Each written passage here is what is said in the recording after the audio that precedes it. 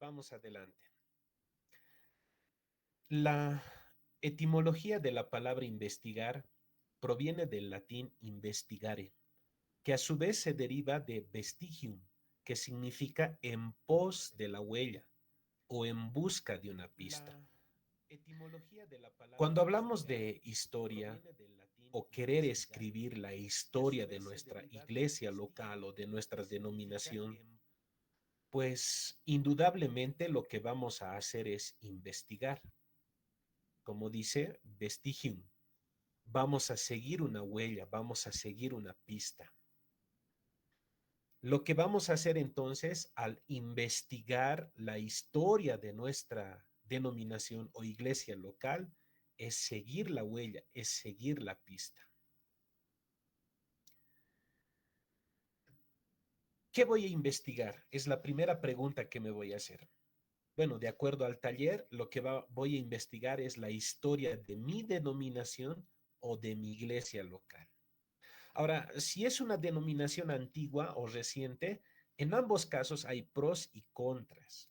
Por ejemplo, si mi iglesia es parte de una denominación antigua, los pros serían que ya existen trabajos previos, ya existen trabajos históricos previos. Además, si vamos a trabajar desde la parte de la historia oral, vamos a tener mucho material humano, es decir, vamos a tener a muchas personas para poderles entrevistar. Esa sería un pro. Quizás la contra sería que va a requerir mucho más tiempo y no solamente tiempo, sino también recursos económicos para llevar adelante este trabajo, porque en algunos casos quizás se necesite hasta viajar al interior de la República para hacer ciertas, al interior del Estado Plurinacional de Bolivia, perdón, para hacer ciertas entrevistas. Ahora, si es una congregación nueva, una iglesia nueva, una denominación nueva, bueno, los pros será pues que se requerirá mucho menos tiempo para poder elaborar el trabajo histórico y también no se va a necesitar muchos recursos económicos para llevar adelante este trabajo historiográfico, histórico. Sin embargo, las contras sería que como no hay trabajos previos, vamos a empezar prácticamente de cero la investigación. Como no hay trabajos previos, vamos a tener que empezar de cero. Y a la misma vez, vamos a tener que generar de pronto documentos, porque hay muchas congregaciones que han comenzado, tampoco tienen documentos, actas. Algunas sí, pero muchas que todavía son congregaciones nuevas, podríamos decir, no tienen actas oficiales, no tienen muchas cosas que las denominaciones antiguas ya cuentan. Entonces, en ese sentido, el trabajo también se haría un poquito más lento, ¿no? Entonces, en ambos casos, tienen sus pros y sus contras. Entonces, la primera pregunta que me voy a responder es, ¿qué voy a investigar? Y la respuesta es, voy a investigar la historia de mi denominación o iglesia local. Y como dije, en ambos aspectos, en ambos puntos, hay pues pros y contras. La otra pregunta es, ¿por qué quiero investigar el tema? Es decir, ¿por qué quiero investigar la historia de mi denominación o la historia de mi congregación local? Desde la perspectiva histórica o historiográfica, el protestantismo en Bolivia ha recibido muy poca atención en comparación con otros aspectos de la historia boliviana por parte de los historiadores, incluso por los mismos feligreses. Me explico. Estamos en el año del bicentenario y se habrán dado cuenta que muchos temas han salido a conversación, ¿no? Al diálogo. Muchos temas y muchas investigaciones se han presentado en estos 200 años de Bolivia. Sin embargo, podríamos decir casi nada se habla del protestantismo o nada se habla del protestantismo. Por tanto, desde la perspectiva histórica, el protestantismo en Bolivia ha recibido muy poca atención por parte de los mismos historiadores y a la misma vez por parte de los mismos creyentes, los mismos feligreses. Incluso, en mi experiencia, hay feligreses que critican la labor histórica por medio de las redes sociales.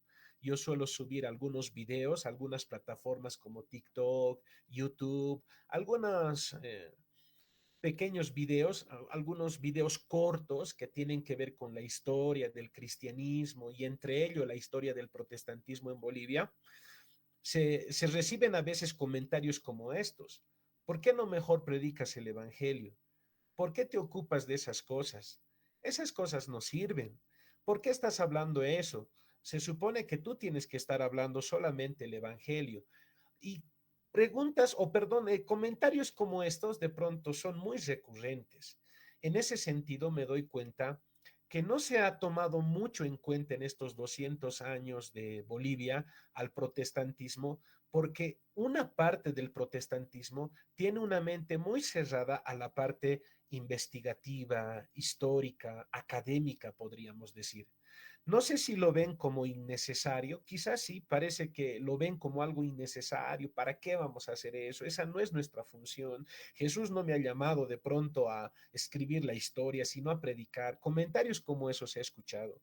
Y creo que por esta parte, por ese tipo de pensamiento, como que se ha descuidado el que el protestantismo tenga una historia, tenga algo que contar a esta sociedad. Y por el otro lado, por los historiadores, de pronto no se ha tomado muy en cuenta, no se le ha prestado mucha atención en comparación a otros temas. Entonces, por esa razón, urge y hay una necesidad de que nosotros podamos investigar la historia del protestantismo en Bolivia. Continuemos. La siguiente pregunta que quisiera hacerme a manera de reflexión a los que están en este taller es, ¿qué quiero hacer? ¿Historia o agiografía? Me explico. Cuando hablamos de historia, estamos hablando de comprender, explicar y analizar el pasado de manera crítica, siguiendo el método histórico crítico.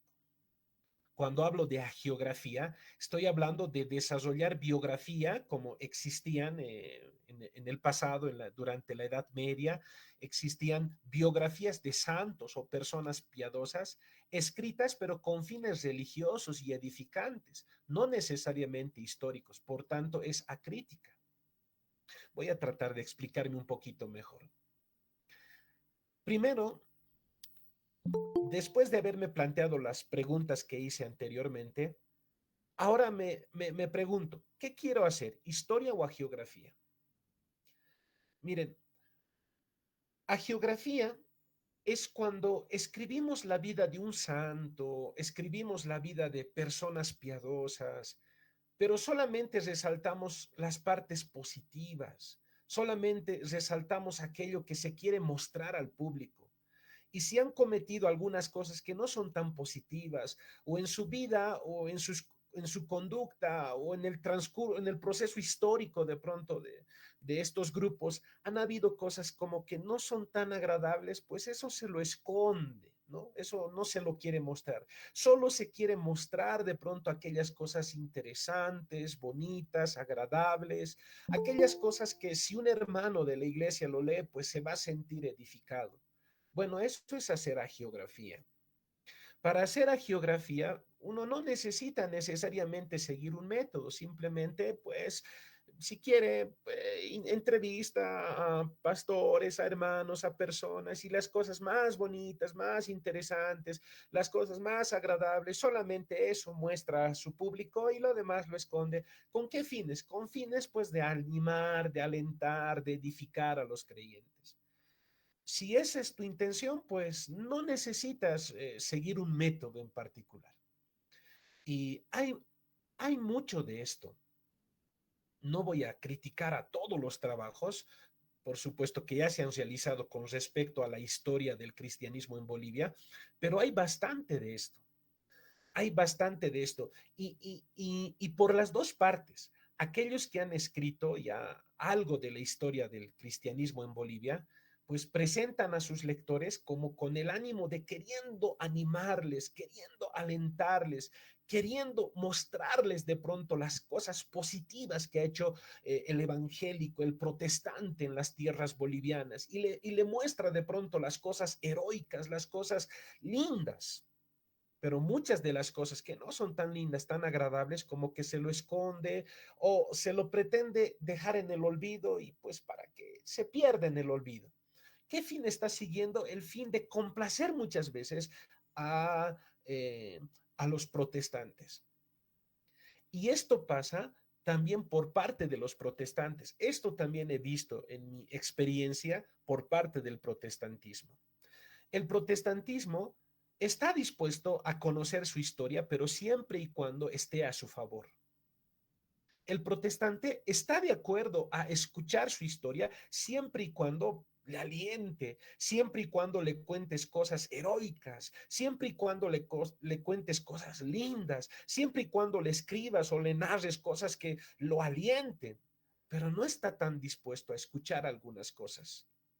Por ejemplo, en el canal que yo tengo en TikTok y en YouTube, he hecho una narración acerca desde mi experiencia del cristianismo a finales de los 90 y he recibido tanto críticas en comentarios de manera pública como también interna. Incluso me han llamado personas que son líderes de iglesias y me dicen, ¿cómo vas a hablar eso? ¿Qué te pasa? ¿Vas a desanimar a la gente?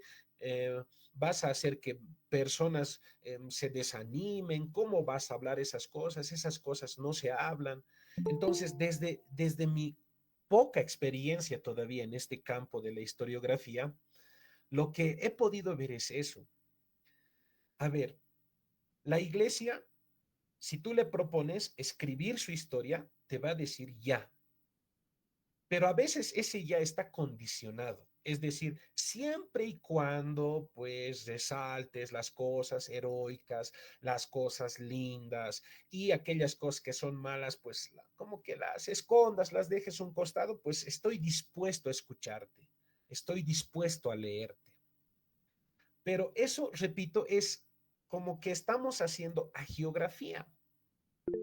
En la antigüedad, la geografía se dedicaba en tomar la vida de un santo y de pronto presentarlo pues como una persona pulcra, inmaculada, sin fallas, sin tachas, sin manchas. Incluso se habla en estas geografías de cosas sobrenaturales que pudo haber hecho o vivido este santo. ¿Qué fines perseguían qué fin perseguía la geografía? No un fin académico, por eso es acrítico, sino de alentar, de animar, como un sermón más o menos, ¿no? Ahora, si yo quiero hacer historia, pues esto ya es otra cosa. Si quiero hacer historia, entonces tengo que aplicar el método histórico crítico. Tengo que estudiar la historia del protestantismo críticamente y procurar ser lo más objetivo posible al presentar la historia del protestantismo en Bolivia a mis lectores. Ahora, en mi opinión personal, considero que esto es lo que hace falta, sin desmerecer los trabajos anteriores que han habido, que son muy buenos, muchos de ellos son muy buenos. Sin embargo, se suele presentar la historia solamente las cosas positivas o solamente hablar de mi denominación y de los demás, no sé, solo de mi denominación. Creo que lo que hace falta al protestantismo boliviano es trabajar la historia del protestantismo, pero sin caer en la hagiografía. Presentar las cosas como sucedieron. Ser lo más objetivos posibles en nuestra presentación de la historia, ya sea en un documental o ya sea de manera escrita. Entonces, antes de proseguir, yo quisiera que piensen bien ¿Qué es lo que quieren hacer aquellos que están interesados en trabajar en la historia del protestantismo en Bolivia? ¿Qué es lo que quieren hacer? ¿Quieren hacer historia, hablando académicamente, o a geografía? Si vamos a hacer historia, déjenme decir que no, nuestro trabajo no va a ser bien recibido por algunas personas y en algunos lugares. Entonces, no es sencillo el trabajo del historiador, no es tan sencillo. Sin embargo, la pregunta que lancé es, ¿qué quiero hacer? ¿Historia o a geografía? Bueno, yo creo que nuestro interés es hacer historia. Entonces, avancemos. Ahora, ¿cómo voy a hacer la historia del protestantismo en Bolivia o la historia de mi iglesia local o de mi denominación? Bueno, inicialmente voy a usar un método de investigación. Es un método de investigación histórica llamada la historia oral. Bueno, hay otros métodos, pero hoy quiero enfocarme en la historia oral. Para que me comprendan bien, la historia tradicional considera al documento escrito como el medio más confiable para reconstruir la historia. Y la historia oral utiliza testimonios orales y la memoria de las personas como base para reconstruir el pasado, especialmente aspectos no registrados en documentos oficiales. Entonces, en este taller estamos aprendiendo o vamos a ir aprendiendo el método de investigación histórica llamado historia oral. La historia tradicional nos dice que se escribe, se reconstruye los procesos históricos a partir de los documentos que se han dejado, a partir de los documentos. Y este otro método, la historia oral, como una historiadora decía, que no es ni tan antigua ni tan nueva, pero esta charla no es una charla en defensa de la historia oral, por tanto, no es el tema. Simplemente me limitaré a decir que comienza a usarse ya en nuestro tiempo la historia oral a partir de la década de los 60, 70, porque ya se contaba con grabadoras. Ya no solamente te acercabas a la persona y de pronto esta te contaba cosas y tú tenías que apuntar en una libreta. No, ahora era mucho más sencillo, simplemente apretando un botón podrías grabar lo que la persona está diciendo, ya sea en audio y mucho más adelante en video. Entonces, esta tecnología ha permitido que los historiadores salten también a este campo de hacer una historia inmediata. Cuando digo una historia inmediata, me estoy refiriendo que los actores de la historia que yo estoy investigando todavía siguen vivos, pues ya son de la tercera edad, son ancianitos, pero todavía siguen vivos. Por tanto, vamos a darle voz a estas personas que en otros casos estarían sin voz. Me explico. En la historia tradicional, y no estoy diciendo que la historia tradicional sea mala, por favor, no quiero que se me entienda así. A veces siempre se suele llevar a los extremos lo que uno dice.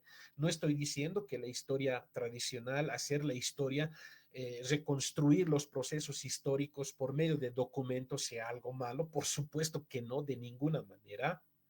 Pero suele suceder que estos documentos comúnmente nos hablan de personajes de élite, ya sea el Papa, cardenales, presidentes, reyes, o sea, personas de élite. Lo que la historia oral ha comenzado a hacer a partir de los 60, 70 en adelante es no solamente enfocarse en estas personas de las que ya he mencionado, sino darles voz a aquellos grupos humanos como que no tenían voz. Y ahí podemos hablar de los inmigrantes, podemos hablar de ciertos trabajos, los mineros, por ejemplo, ¿no? Y en nuestro caso, este método nos va a ayudar mucho a reconstruir la historia de nuestras congregaciones, la historia de nuestras denominaciones o la historia del protestantismo en Bolivia, por lo menos la más inmediata.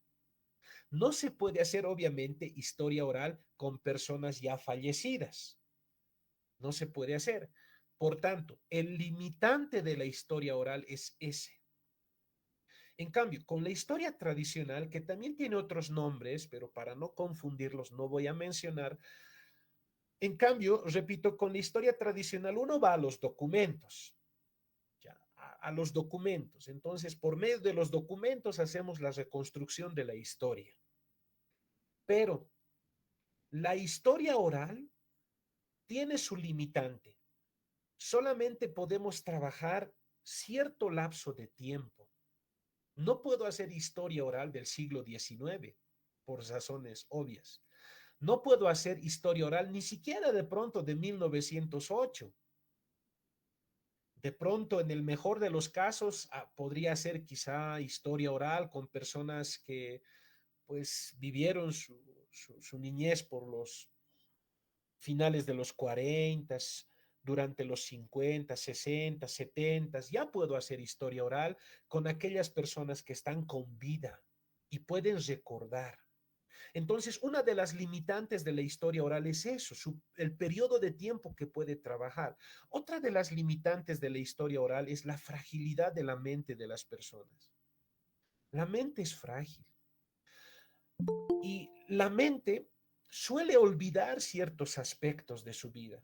Cuando he estado entrevistando a personas de la tercera edad, a veces les cuesta recordar ciertos datos y me dicen, a ver, espérame un momento, a ver, ¿cómo era esto? Voy a recordar, ¿no?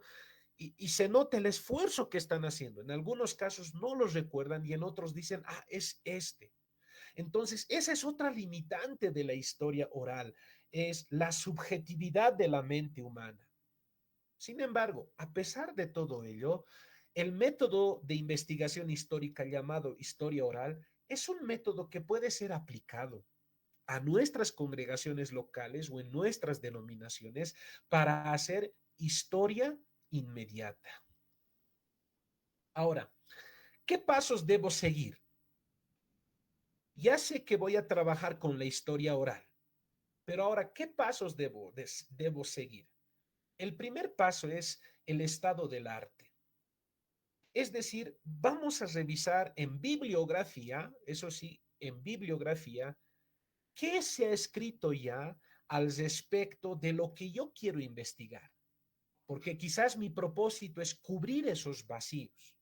Pero también hacemos estado del arte para cuestionar, porque puede ser que ciertos escritos, ciertos documentos que ya tenemos de la historia del protestantismo, pues han perdido su objetividad por alguna razón. Entonces podemos cuestionar con nuestra investigación.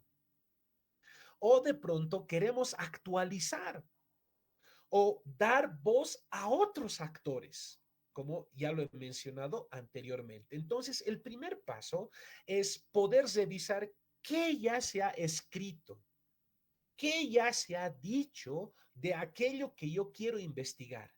Ya hay cosas que se han dicho y si hay cosas que se han dicho, pues estas me pueden ayudar a mí a tener una comprensión más amplia, más clara. No es malo que hayan personas que ya hayan trabajado en lo que yo quiero trabajar, más bien es algo bueno, porque voy a ver qué vacío se tiene que cubrir o se tiene que cuestionar o se tiene que actualizar. Entonces, el primer paso que hago es revisar qué trabajos ya hay al respecto de lo que yo quiero investigar. Segundo paso, debo seleccionar a los entrevistados mediante la técnica de muestreo conocida como la bola de nieve. ¿A qué me refiero? Bueno, si es una congregación, una denominación no tan grande, quizás va a ser mucho más sencillo el poder encontrar a aquellas personas que yo puedo preguntar. Quizás a los que eran nuestros primeros pastores, pero ya por cuestiones de la edad ya no están pastoreando, pero se siguen congregando en la iglesia. Entonces a ellos vamos a entrevistar. O también hay casos donde hay pastores como que ya no pueden ni siquiera ir a la iglesia porque están muy enfermitos físicamente, no pueden valerse por sí mismos para llegar con sus piecitos a la iglesia por algunas situaciones del cuerpito. Entonces voy a ir a entrevistar a sus casitas, si me lo permiten, ¿no? Entonces, el segundo paso es seleccionar, es pensar a quiénes puedo preguntar. Yo quiero investigar la historia de mi iglesia local. Si esta es nueva, entonces será mucho más sencillo encontrar a los fundadores incluso. Pero si es una iglesia un poquito más antigua, quizás algunos de los fundadores ya han fallecido y los pocos que quedan, entonces pueden ser entrevistados. O hay otros casos que las iglesias son un poco más antiguas. Incluso todos los fundadores han fallecido, pero sus hijos están presentes con nosotros y son ancianos. Entonces a ellos voy a poder entrevistar. Ahora, ¿por qué se llama bola de nieve? Seguramente hemos visto en la televisión, en el internet, ¿no?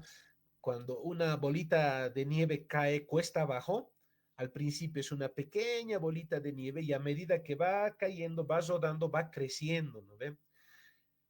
Este, esta técnica de muestreo conocido como la bola de nieve es que tú le entrevistas a una persona y puedes pedirle a esa misma persona que te pueda sugerir a quiénes más entrevistar, porque suelen conocerse y de hecho me pasó. Hay mucho por trabajar, de verdad hay mucho por trabajar. Hay varios aspectos de la historia del protestantismo que estoy trabajando y entre ellos uno que me interesa es el cristianismo del 70, específicamente del 72, con la presencia de Julio César Rival y otras cosas más, ¿no? Otras situaciones más que pasan en el contexto histórico de ese año y de esa década del 70. Y me encontré con personas que entrevisté y me dicen, pero mira, te puedo prestar este libro porque justo este libro habla de lo que yo te estoy diciendo. Súper. Y me dice otra persona, mira, te doy estos números de teléfono para que tú los llames, porque también estas personas han vivido el cristianismo de los 70, entonces entrevístalos también a ellos. Eso es la bola de nieve. Si ustedes están en una denominación un poco más antigua, más histórica, más antigua, será un poco más difícil quizás encontrar a los fundadores. Ahora, si viene de principios del siglo XX, pues no hay ya fundadores, pero quizá a los más ancianitos vamos a entrevistarles acerca del cristianismo que ellos vieron durante los 80, 70, 60, quizás hasta 50, ¿no? Y pedirles si hay personas a las que te puedan referir para seguir haciendo estas entrevistas. Ahora también, algo con el que me he encontrado es que hay personas que no quieren ser entrevistadas. No sé por qué razones, pueden tener varias, pero hay personas a las que no les gusta o no quieren ser entrevistadas. Y pueden haber varias causas. En mi experiencia de trabajo que estoy realizando, les puedo decir algunas de ellas. Me parece una de ellas porque hablé yo con una persona de la tercera edad, me comentó de pronto una situación de persecución que había vivido y él vio cómo protestantes de cierta región habían vivido una cierta persecución y me pareció interesante registrar eso y cuando ya quise registrarlo, pues ya no me respondía ni a las llamadas ni a los mensajes. Lo intenté en repetidas ocasiones y finalmente no hallé ninguna respuesta. La verdad no sé por qué no quiere, pero una de las razones puede ser que ha exagerado y que ahora se siente expuesto a que esto sea escrito de pronto y sea presentado en un libro y como que no se siente bien y por esa razón de pronto ya no quiere comprometerse con este trabajo. Otro problema con el que se encuentra es que no le caes bien. Ese es el asunto con el que tropezamos, ¿no? A veces eh, de pronto dicen, no, es que tú eres un calvinista, no, tú eres un reformado, o tú eres un pentecostal, no, es que tú eres un ecuménico. y como que no entienden que el trabajo que se está haciendo es desde una parte académica, no desde una línea doctrinal. Pero sucede este tipo de cosas. O sea, quiero compartir con ustedes mi corta experiencia todavía trabajando en esto de la historia oral, pero seguro les va a servir. Eh, Sucede también que al principio, esto me pasó porque les voy a decir un poquito más adelante, que a veces a los testigos claves, a las entrevistas claves, vamos a encontrar entrevistas claves, se necesita realizarle más de una entrevista. Porque en la primera entrevista, bueno, ya lo has escuchado, lo has grabado, lo has transcrito, hay ciertos vacíos que han quedado y tú quieres que esos vacíos se respondan, entonces tú vas y quieres hablarle nuevamente, pero esta vez ya se cierran porque pues se dan cuenta que el trabajo que tú quieres hacer no es como hacer una agiografía, ¿no? Al principio quizá piensan que tú vas a hacer una geografía. Eh, como estoy trabajando algo del cristianismo de los 70, encontré la figura de Julio César Rival y de pronto hay personas que están dispuestas a hablarte del tema, pero siempre y cuando tu trabajo sea medio agiográfico. O sea, no cuestiones nada, no cuestiones el movimiento, no cuestiones nada. Mientras no haya cuestiones, entonces están dispuestos a colaborarte. Mientras presentes de pronto una geografía, por decir, de Julio César Rival, o puede ser otro personaje, ya el que me viene a la mente es Rival, por eso lo estoy mencionando, pero puede ser otro personaje. Mientras presentes una geografía, pues te van a ayudar. Pero si ya ven que tu investigación va por otra línea, es una investigación histórico-crítica, no lo entiendan mal por ese tema de crítico, ¿no? Simplemente estamos analizando, estamos revisando las cosas que se dicen, ahí de pronto muchos se cierran. Entonces, esas son las cosas con los que algunos solemos tropezar en la historia oral. Pero a pesar de eso hay que continuar avanzando, a pesar de eso hay que continuar, ¿no? Entonces, el primer paso es revisar qué es lo que ya se ha trabajado. El segundo paso es seleccionar a los entrevistados y mediante la técnica bola de nieve, ¿no? Veamos el tercer paso. El tercer paso es tener una guía de la entrevista y que sean con preguntas abiertas y un orden flexible. Ha sucedido que yo fui a hablar con varios creyentes de hace muchos años atrás, hace muchas décadas atrás, y con unos sigo un orden y con otros suelo seguir otro orden. ¿Por qué? Porque mientras los estamos entrevistando, a veces ellos ya están respondiendo algunas preguntas que ya no hay necesidad que las hagas. Entonces, a veces se necesita cambiar el orden. Hay también personas que sus respuestas son bien escuetas, entonces el orden que tú has puesto en, en tu, en tu cuestionario, en tu guía de entrevista, pues la vas a seguir así, ¿no? Al pie de la letra. Depende mucho de la persona a la que tú vas a entrevistar. Entonces, el tercer paso es tener una guía de entrevistas. No puedo ir con la mente de, a ver qué se me ocurre. No, no, ya tienes que tener elaborado tus preguntas.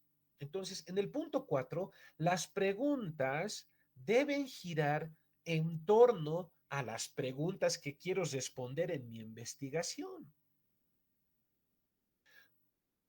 Si mi investigación es el proceso histórico de formación, consolidación y expansión de la iglesia local, de la denominación a la que pertenezco, pues mis preguntas tienen que ir redireccionadas a responder eso que estoy investigando.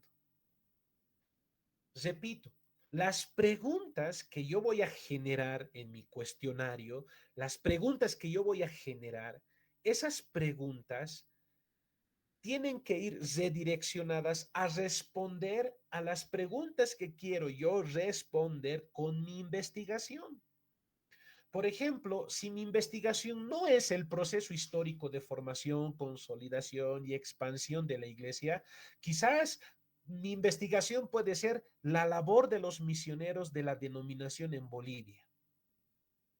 Con algunas de las entrevistas que hice una en el lago, en el lago Titicaca, en un lugar llamado Chicharro, y este hermano recordaba a los misioneros todavía. Él dice, yo era niño y los misioneros llegaban, no se quedaban, llegaban por un tiempo. Y estos misioneros, a veces el culto por estos misioneros se llevaba hasta en 3 idiomas, porque él hablaba en inglés, había un traductor al castellano y otro traductor al aymara. O sea, así cosas interesantes, ¿no? Entonces, alguien de pronto dice, yo quisiera trabajar la labor de los misioneros de mi denominación en Bolivia durante la década de los 60, 70, 80, quizá, ¿no? Hasta esa época quizá han ido llegando los misioneros, pero principalmente los primeros años, ¿no? Las primeras décadas, me refiero a los 50, 60. ¿Por qué digo esas épocas? Porque considero que esas son las épocas en las que todavía vamos a encontrar personas vivas a quienes les vamos a poder hacer entrevistas. Claro, porque la presencia de los misioneros desde principios del siglo XX, pero no, pues ya no vamos a encontrar, siguiendo este método de la historia oral, personas que estén con vida desde esa época, ¿no? Pues espero que me comprendan eso. Entonces, si yo quiero saber cuál es la labor de los misioneros de la denominación en Bolivia y puedo periodizarlo, ¿no? Durante la década de los 60 o durante la década de los 70, entonces voy a hacer mis preguntas, voy a elaborar mis preguntas desde esa parte, buscando responder eso. Es interesante que en la década de los 60, 70 han habido um, algunas cosas que se han dicho de los misioneros.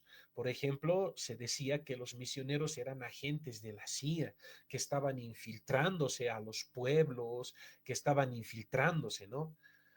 Ahora, es algo que no les voy a decir es así, no es así, es algo que estoy investigando, pues estoy revisando recién unos archivos que han sido desclasificados de la CIA, lo estamos revisando una película que se ha hecho justamente con esa directriz, les comento.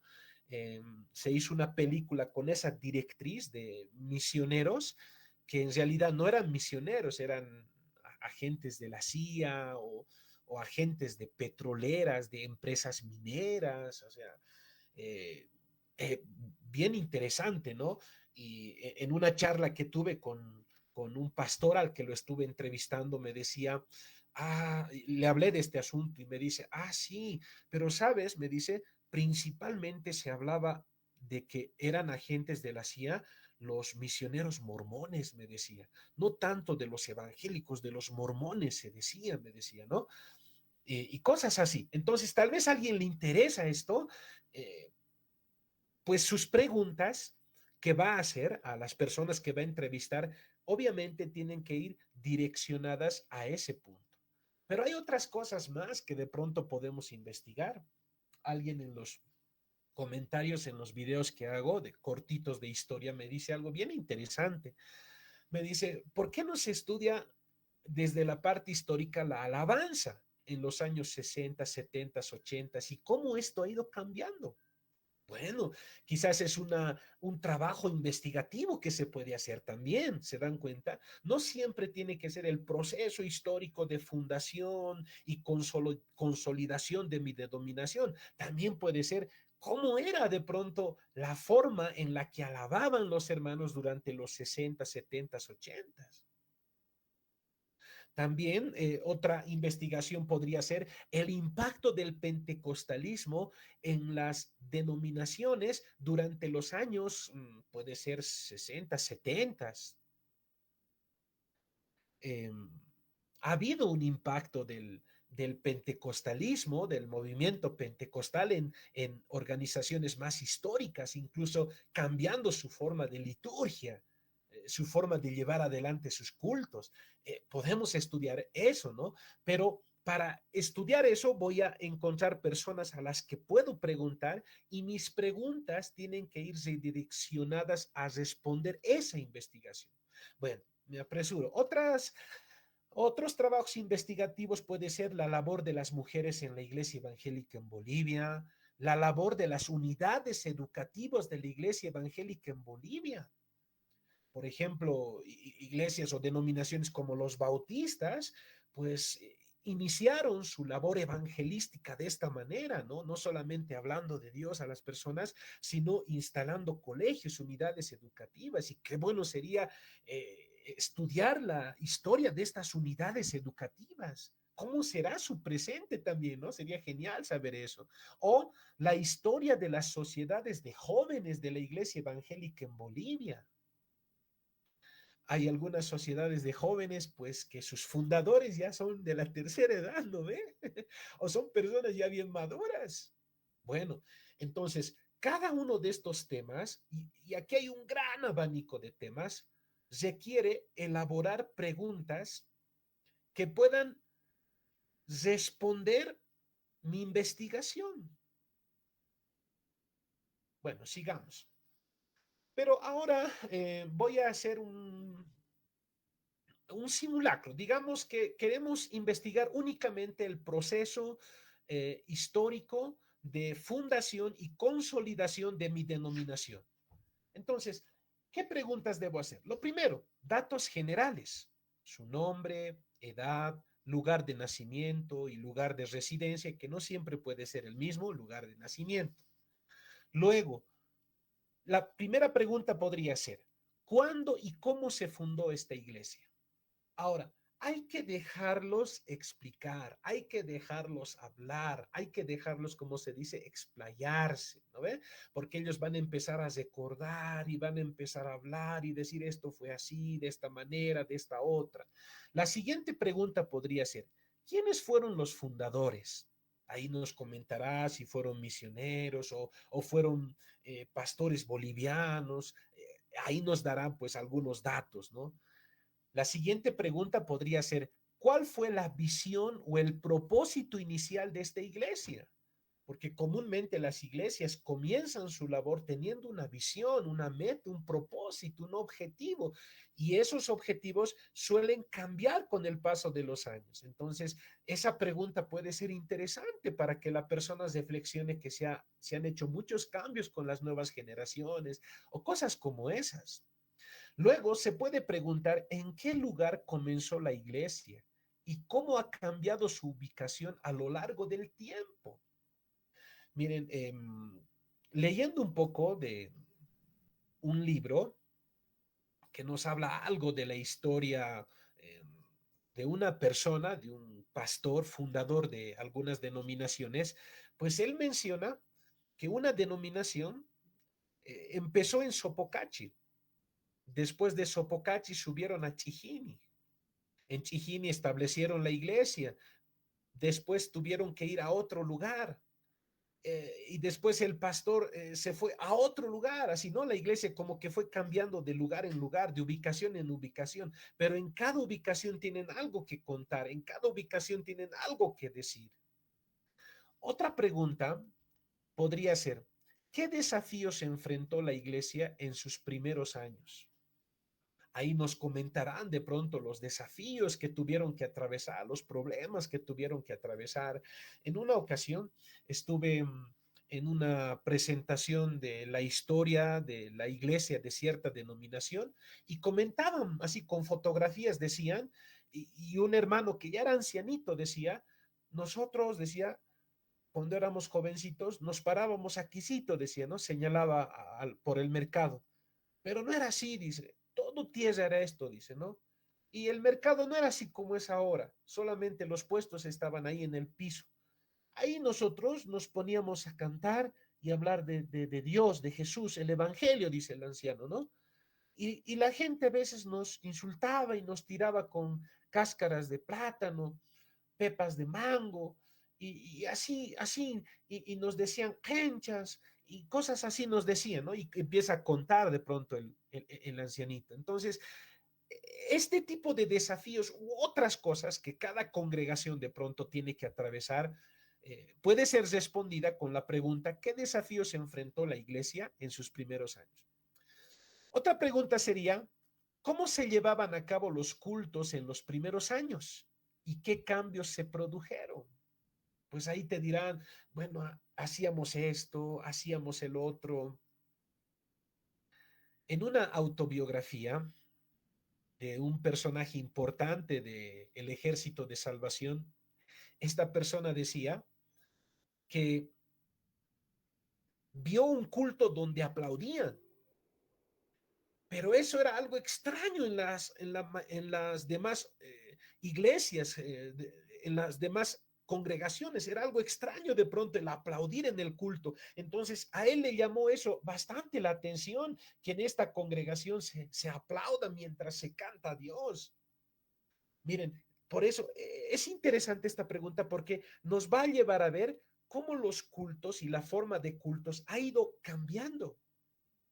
Es más, en muchas denominaciones donde no se practicaban las danzas, ahora sí se practican, pero en un inicio no era así, era distinto.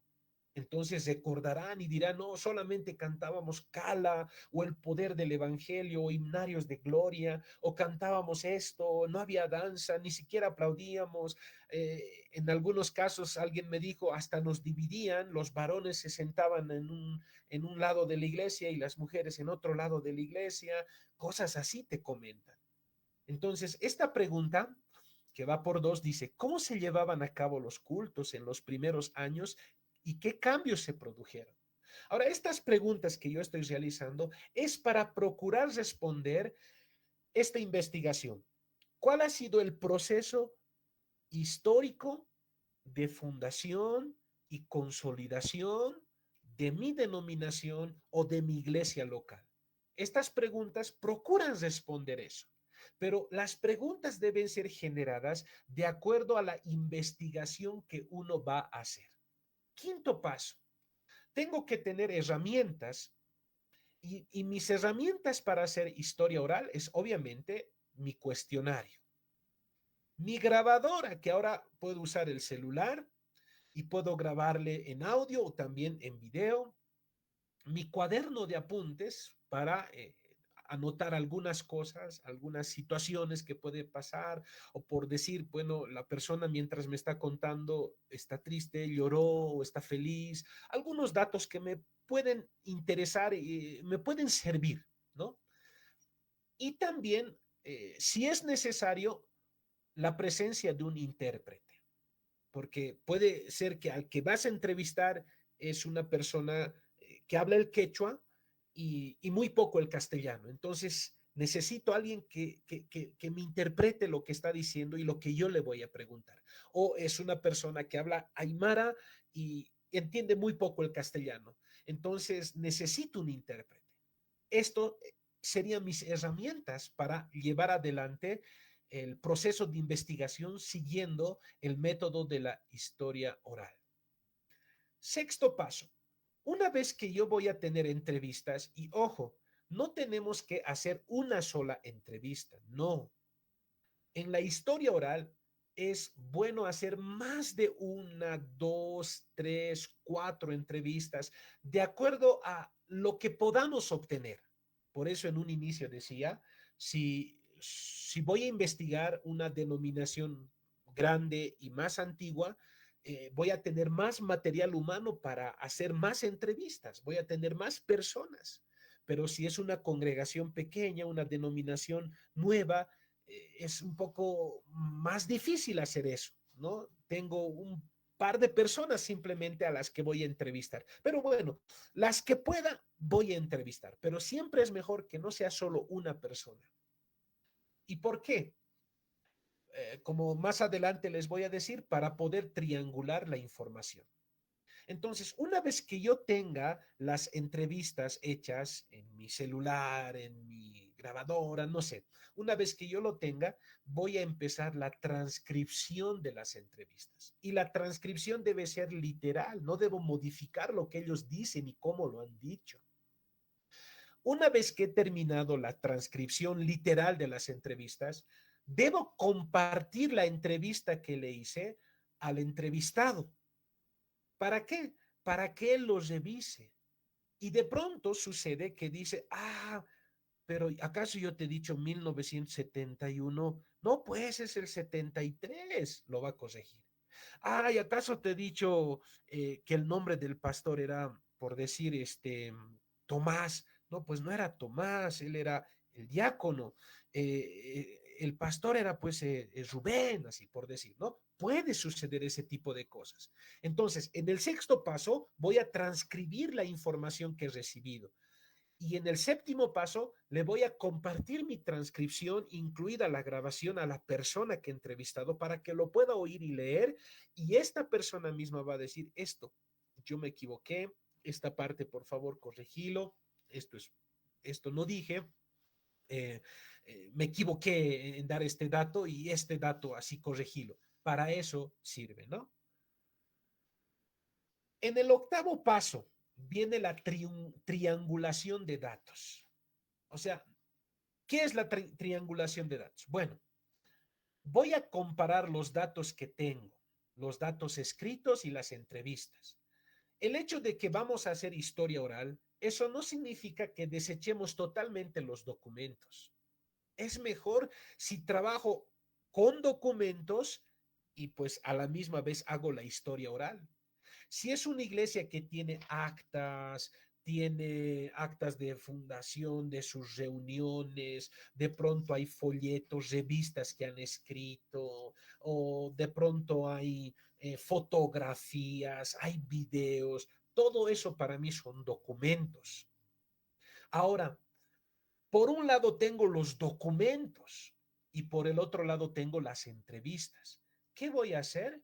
Voy a triangular la información, buscando coincidencias y discrepancias en años, nombres, lugares y sucesos. Voy a triangular la información. Por eso mencionaba al principio y decía, ¿no? Si estamos investigando de una denominación antigua, pues vamos a tener mucho material, videos, fotografías, incluso ya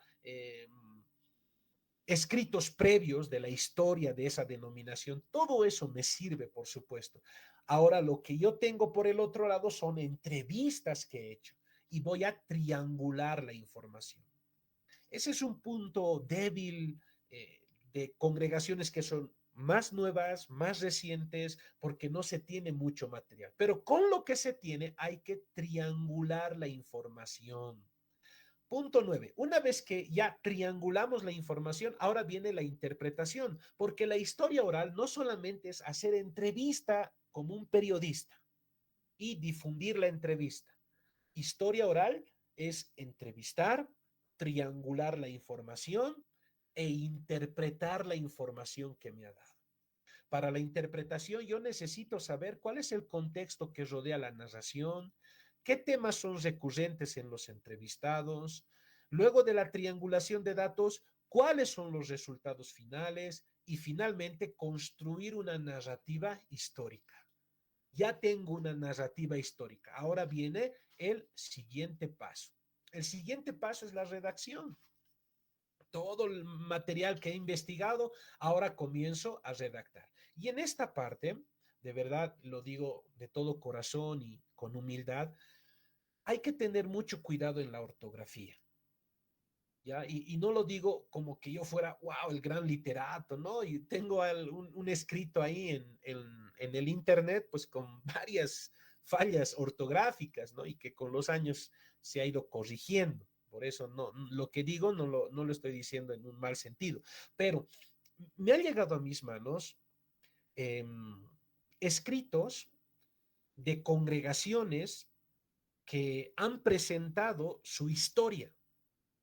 Y mientras estamos leyendo, haciendo el análisis, he encontrado muchos errores ortográficos. De pronto ponen mayúsculas donde no corresponde o donde tienen que poner mayúsculas no está la mayúscula o las comas pueden estar ubicadas no en un lugar donde deberían estar ubicadas. Cosas como estas. Entonces, cuando comienzo a hacer la redacción, debo tener cuidado en la ortografía.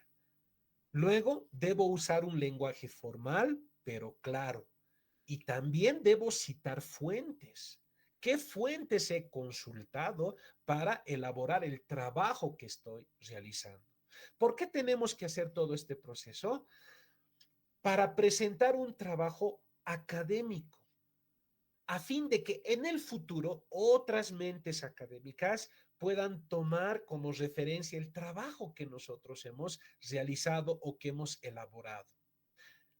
Bueno, luego vendría el paso 11, que es la publicación.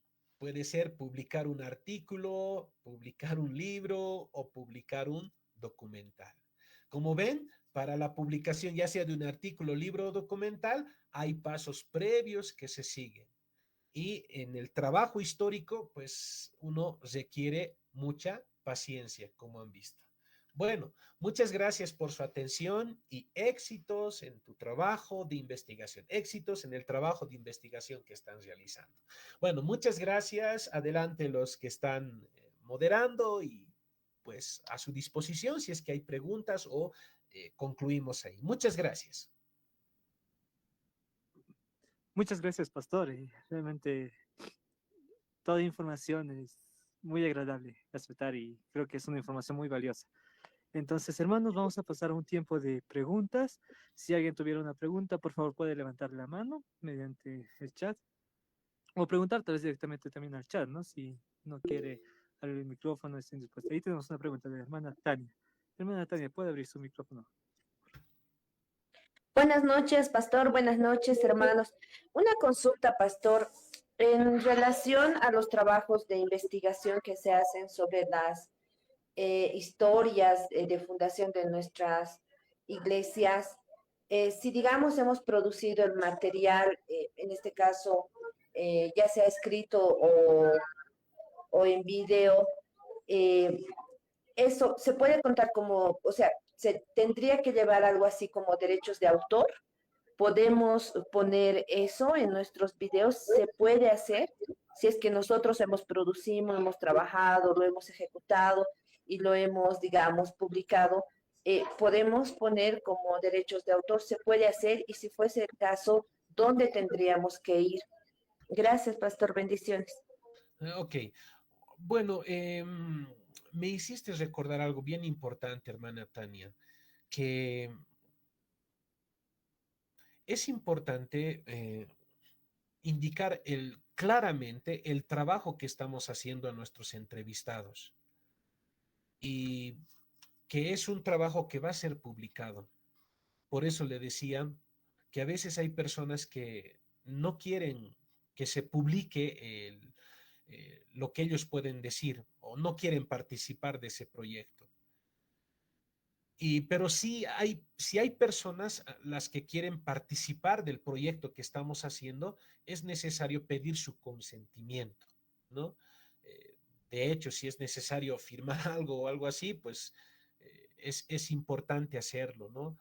Y para publicaciones también pedir permisos a las personas que se deba pedir permisos. Ahora, con lo otro, con respecto a dónde y todo eso, bueno, creo que es ya no tanto desde mi parte histórica, sino es un que tiene que ver ya con los editores, ¿no? Seguramente ellos te van a indicar dónde, cómo y de qué manera hacerlo, ¿no?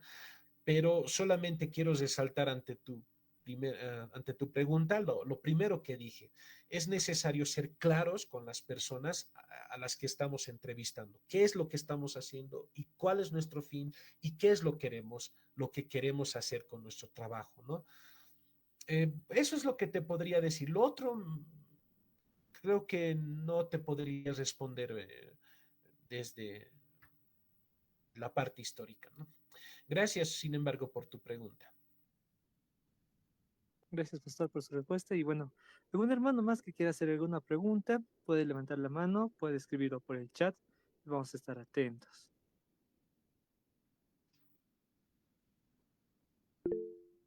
Ahí el hermano Iván. Entonces, hermano Sí, Iván bueno, puede buenas preguntar. noches. Buenas noches, hermanos. Pastor, buenas noches. Buenas noches. Sí, tengo una pregunta. Normalmente en las iglesias, de las cuales ya tienen años y quizás décadas, lo que normalmente sucede es que estas iglesias son atravesadas por distintas divisiones, ¿no es cierto? Uh -huh. Hay mucha historia detrás. Entonces, mi pregunta va en relación a eso, ¿no? Normalmente, cuando se sucede esto, es como que hay dos versiones, ¿no? Una versión por un lado y otra versión por el otro. Entonces, Claro. en ese caso, ¿qué se podría hacer, no? Simplemente, no sé, tomar las dos como verdad o me surge esa duda, ¿no? Exacto. Eso, pastor. Sí, por eso decía también, el trabajo de historiar es lento y requiere mucha paciencia. Se debe escuchar las dos partes y si hay otros, pueden ser documentos que nos pueden aclarar el asunto, porque uno puede tener la razón o al final, hasta cierta parte, ambos pueden tener la razón en algo y ambos estar equivocados en algo. Por eso es que el historiador tiene que ser objetivo. Con su historia no debe procurar favorecer de pronto a alguien con lo que está escribiendo, sino tiene que presentar las cosas como sucedieron. Y para ello se debe entrevistar a ambos. Una vez que se entrevista a ambos, por medio de documentos, videos o entrevistas orales con otras personas que, por decir, ya no están en estas congregaciones, pero en esas épocas que se dividieron eran parte de estas congregaciones, quizás ahora ya no van ahí, asisten a otros, quizá buscarlos para poder entrevistarlos. Obviamente es un trabajo lento, pero lo que se requiere es ser lo más objetivos posible. Eso te quisiera decir. El historiador tiene que procurar ser lo más objetivo posible en la presentación de su investigación. El historiador es un investigador del pasado y tiene que entrevistar a ambos y, si es posible, buscar otros elementos, otros documentos, otras personas a las que entrevistar para triangular la información y al final de pronto sacar conclusiones y sacar resultados, ¿no? Pero gracias por tu pregunta. Gracias, pastor. Ahí tenemos un hermano más, entonces, hermanito, puede hacer su pregunta. Buenas noches, pastor. Buenas noches a todos también. Bueno, pastor, quería preguntar en la parte de la entrevista, ¿cuántas personas se pueden entrevistar? Por ejemplo, si entrevisto 5 o 8 personas, yo pienso que el trabajo tal vez sería muy arduo, muy extenso. Entonces, quería saber cuál es el límite de personas o no hay límites para entrevistar a las personas de una iglesia, pastor. A ver, mejor es, como les decía, que sea más de uno. Sería mejor. Pero en algunos casos puede ser que solamente hay un sobreviviente de esa situación histórica. Entonces, vamos a preguntarle a ese uno, pero para triangular la información tenemos que revisar documentos para decir que, para ver si lo que nos está diciendo fue así, no fue así, y también qué vacío se está llenando la entrevista de este uno en aquello que no dicen los documentos. Pero si podemos entrevistar a más de uno, mejor, para aclarar el panorama, ¿no? Porque cada persona interpreta su realidad de manera distinta y se unen como piezas de rompecabezas lo que nos van diciendo. Pero no hay un límite en realidad, no hay un límite, pero sí hay algo que se llama saturación. Es decir, que si yo he entrevistado a 4 personas y las 4 me dicen lo mismo, no hay más cosas nuevas que me digan, y entrevisto a una quinta persona y me dice lo mismo que las 4 me han dicho. Incluso puedo tener 4 o 5 personas más por entrevistar. Bueno, entonces me doy cuenta que he alcanzado la saturación. No hay necesidad de seguir entrevistando, ¿no? Por eso es importante seleccionar a quienes vamos a entrevistar desde un inicio. Lo mejor es que sean personas claves. ¿Quiénes son las personas claves? Si vamos a hablar de la fundación de una iglesia, que sean los fundadores. Si ya no están los fundadores, todos los fundadores fallecieron, quizá los hijos o las esposas de los fundadores que quizá todavía estén con vida, o los hijos de los fundadores, ¿no? O sea, hay que buscar a las personas que sean claves. ¿Ya? Y una vez que se sature mi información, es decir, todos me están repitiendo lo mismo, ya no hay necesidad de seguir haciendo entrevistas, ¿no? Pero no hay un número hasta aquí nomás. Ahora, como decías, hermana, tienes razón. Es moroso el trabajo historiográfico. Y es así. Por eso es que el historiador a veces pasa años en un tema o en escribir un libro. No es mentira, pasa años. Por esta razón también los historiadores, como otras profesiones, se especializan. Por ejemplo, hay historiadores que se especializan en la independencia. Toda su vida ellos trabajan en el tema de independencia o se especializan en el tema de las mujeres. Eh, Pueden ser mujeres mineras o cosas así. Eh, Se especializan, ¿no? Tienen sus especialidades, porque un historiador no puede agarrar todos los temas, ¿no?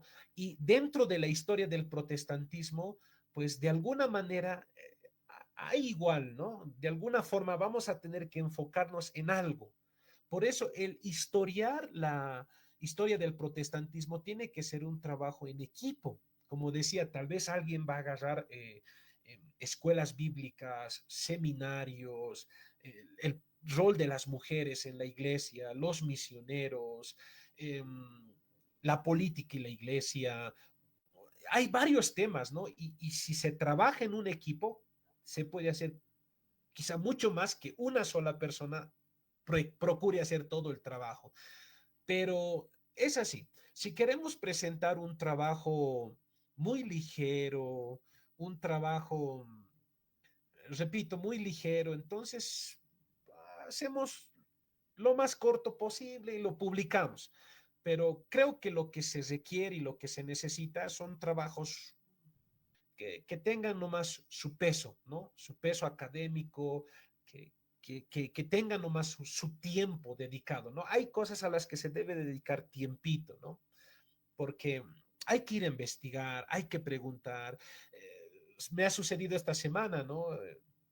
Acordé con una persona el poder entrevistarlo, fui, pues no tuvo tiempo y tuve que volverme, o sea, ya otro día más perdido, ¿se dan cuenta? De pronto le dices, ¿cuándo nos encontramos? Bueno, esta semana no tengo tiempo, la siguiente, por favor. Es así. Entonces, se requiere tener paciencia para realizar un trabajo histórico, ¿no? No procuren de pronto, después de este taller, bueno, el aniversario de mi congregación es en diciembre entonces, o en noviembre, ya, pues presentaremos la historia para noviembre. Quizás se puede presentar un pequeño bosquejo, pero no es el trabajo final todavía, ¿no?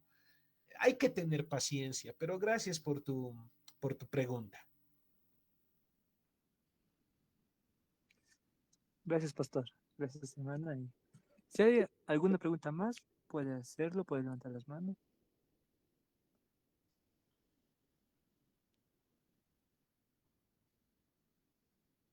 Bueno, creo que no hay más preguntas y muchas gracias, pastor, por este taller tan importante, ¿no? Para poder escribir la historia de la iglesia local, y creo que es de bastante ayuda estas herramientas que usted proporcionaba, los pasos a seguir. Hay una pregunta más del hermano Benjamín. Bueno, puede, adelante, hermano. Sí, buenas noches. No era una pregunta, mire, quería saber si puedo hacer un comentario. Sí. Ah, Pastor Miguel, un gusto, buenas noches. He escuchado la conferencia y no quería animarle más que todo a que siga haciendo este trabajo porque creo que es algo muy importante y bastante académico, como usted dice, y es algo que falta en nuestro medio, ¿no? Nos dejamos muchas veces guiar por conocimiento que está mal estructurado o es deficiente en cuanto a pruebas, en cuanto a métodos estructurados que los ayuden a ser válidos. Entonces yo quería animarle a que usted siga poniendo ese empeño que he visto que tienen bastante conocimiento en cuanto a este campo para que, no, para que el sector protestante también se vea beneficiado de ese conocimiento y sobre todo exaltar siempre a nuestro Señor. Muchas gracias más bien por la labor y por todo el contenido que nos ha dado el día de hoy. Muchas gracias por tus palabras, Benjamín, gracias. Y como decías, sí, me hiciste recordar algo también. Eh, sí, se necesita mucho trabajo, sin menospreciar el trabajo que ya se ha hecho previo y agradecer más bien a aquellos que han trabajado la historia del protestantismo en Bolivia.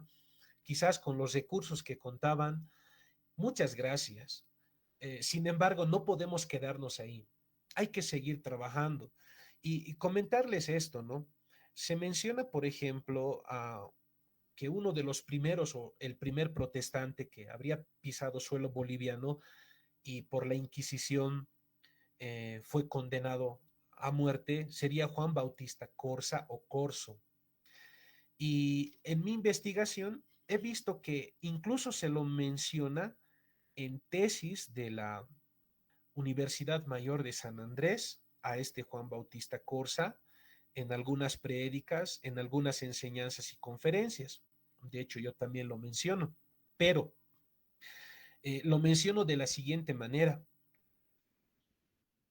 Este nombre, Juan Bautista Corsa, está extraído de un libro que nos habla de la historia del cristianismo en Bolivia. Y ese libro se basa en otro libro. Entonces, tenemos fuentes secundarias en las que nos basamos que el primer protestante en Bolivia sería Juan Bautista Corsa y que habría sido condenado a muerte en Sucre. Ok, pero tenemos que ir ahora como historiadores a las fuentes primarias. ¿Es así? ¿Realmente existió una persona llamada Juan Bautista Corsa? Y para ello necesitamos ir a los archivos. Para ello necesitamos ir a las fuentes primarias para ver si es así o no. Ahora, menciono solo a Juan Bautista Corsa porque hay otros nombres más de misioneros que se los mencionan, uno de ellos se lo menciona también como mártir en Cotagaita, pero la fuente para hablar de este misionero mártir es una fuente secundaria, es un libro. Y cuando ves de dónde ha sacado esta información, ese libro ha sacado la información de otro libro. Entonces, el historiador dice, tenemos que ir a las fuentes primarias. No es que estamos desechando que sea una falsa información, no, no, de ninguna manera.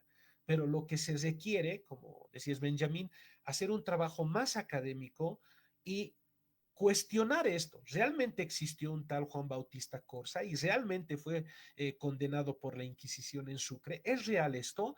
¿Qué documentos primarios puedo consultar para que esta información sea fehaciente y para decir, evidentemente existió un misionero tal, existió una persona tal y fue martirizado, fue condenado por la Inquisición, existió realmente, o de hecho decir, no existió, simplemente esto alguien lo ha creado en el imaginario del protestante. O sea, suena crudo, suena a veces un poquito, no sé, no puede ser agradable para muchos, pero eso es lo que requerimos hacer. Trabajar un poco más serio, ir a las fuentes primarias, eso es lo que hace el historiador, ¿no? Eso es lo que debemos hacer.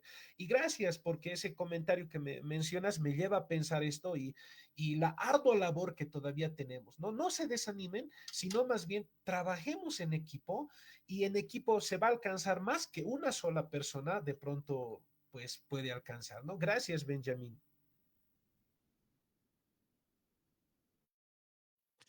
Gracias. Sí, bastante importante, ¿no? Lo que hablaba Benjamin, de que realmente esto es un labor que el pastor está haciendo, que nos ayuda a los cristianos para tener herramientas y poder estar trabajando. Aquellos que les interesa sobre la historia de la iglesia evangélica en Bolivia. Entonces yo creo que igual ya no tengo ningún comentario, ninguna pregunta. Y bueno, pastor, muchas gracias por su tiempo, muchas gracias por este momento. Ya, se levantó una mano. Hermano Germán, y ya la última pregunta.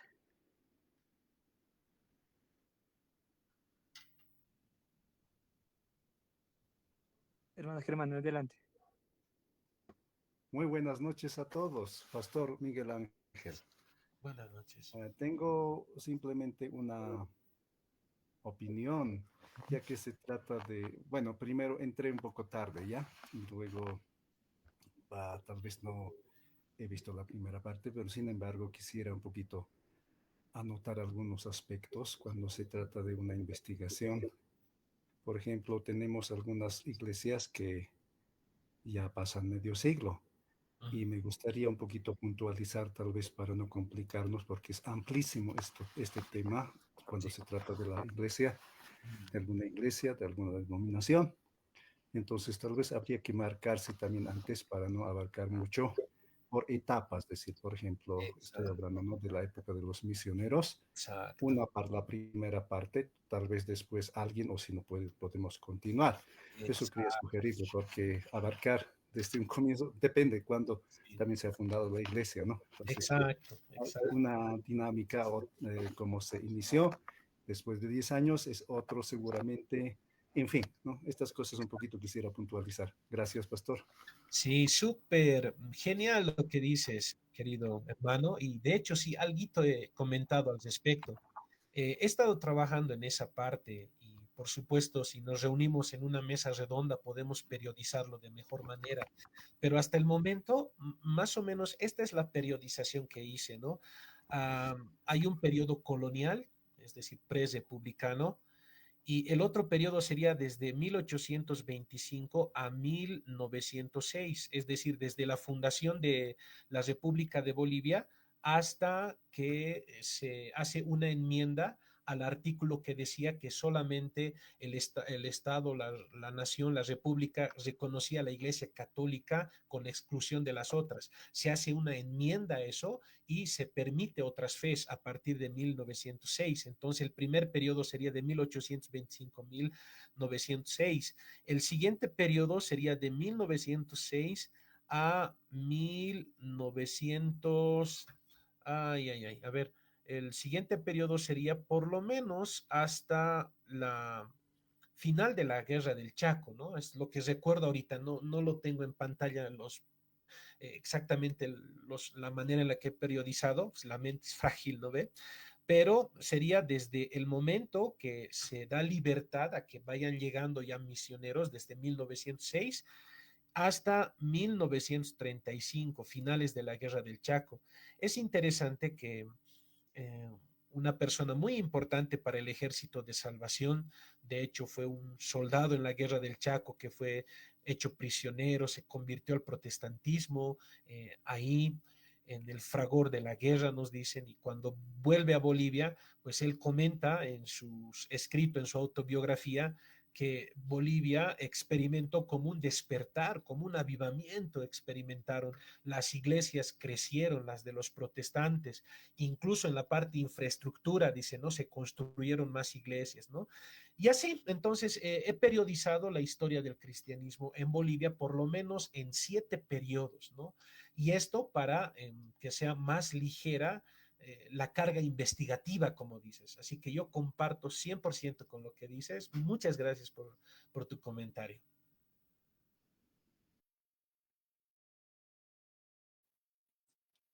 Gracias, gracias hermano, gracias pastor. Bueno, ya terminando el taller, bastantes, muchos comentarios, bastantes preguntas, creo que fue algo bastante exitoso, de bastante ayuda para todos los hermanos que estuvieron aquí en la reunión virtual y también tal vez viendo en Facebook, ¿no? Y para los que van a volver a ver esta presentación, hermanos. Muchas gracias por su participación, pastor, muchas gracias por los aportes tan importantes que nos dio, datos muy interesantes, bastantes cosas A que nos ustedes, pueden ayudar. a ustedes las gracias y a todos los que han participado. Un abrazo para todos. Gracias. Gracias, pastor. Y bueno, hermanos, ¿no? Ya comentarles también algo, ¿no? Todos aquellos que están interesados en escribir la historia del protestantismo desde sus iglesias, desde sus denominaciones, les comentamos que tenemos preparado algo. Y este es un proyecto que ya el día lunes lo vamos a lanzar oficialmente. No sé si se puede ver mi pantalla.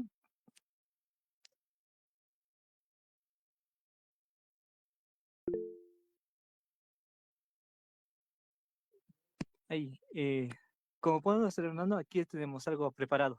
Una sorpresa que tenemos preparado para ustedes, hermanos, que están interesados en la historia del protestantismo.